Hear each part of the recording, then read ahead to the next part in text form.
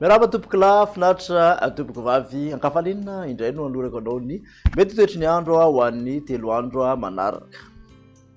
Ao anatin'izay 3 andro izay dia misogadina hatrany aloha ny hafanana izay somary manevikevoka amin'iny afovoantany manontolo iny indrindra moa fa aty amin'ny avaratra andrefan'ny nosy aty ary mbola manatombo kokoa izay hafanana izay any amin'ny alakamisy any ho any raha ho an'ny afovoantany manokana. Hojerentsika amin'ny atsipiriny mahakasika ny toetry ny andro any rapitso maraina zao dia maina manerana ny nosy mifandimby ny rahona sy ny masoandro fa aty amin'ny molotsiraky ny atsimo andrefana molotsiraky ny melaky boeny sy sofia iny no mandrahona amin'ny ankapobeny mety arahan'olana kely tandrivindrahona ny voamaraina.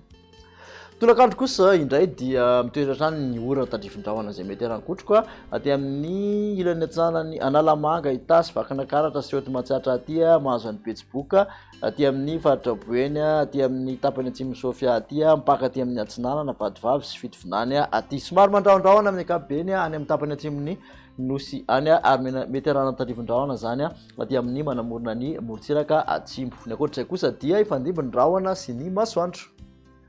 Ny vinavina ho an'ny maripana rapitso dia manodidina ndraiky amin'ny 30 ka hatramin'ny 2 degré celsius ny mafana indrindra aty amin'ny faritra afovoantany raha toa ka ny molotsiraka atsinanana kosa 20 ka hatramin'ny 30 degré celsius aty andrefana raiky amin'ny 30 ka hatramin'ny 4 ny mafana indrindra tafakatra hatramin'ny 30 sy 30 ny mafana indrindra manerana nosy aty Beroro zao no ahitantsika izay maheva tanàna ihany koa ary any manodididina ny mampikona anoany. Ho an'ny toetry ny andro ny alarobia kosa indray dia somary miakatra kely mianavaratra amin'ny ankapobeny ny otsakorana tandrivindrahona mety arankotroka aty amin'ny faritra boeny sofia betsiboka aloatra mangoro sy ny faritra atsinanana misy tandrivindrahona miserana ihany ny alina aty amin'ny analamanga aty sy aty amin'ny molotsiraka atsimony nosy aty. Ny ankoatr'izay dia ifandimby rahona sy ny masoandro.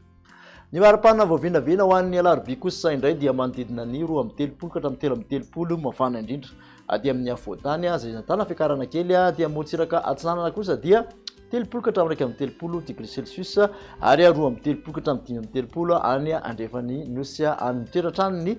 maripana 30 degré celsius aty Beroro maheva tanàna aty ary tafakatra 30 ihany koa any mafana indrindra any Mahajanga any.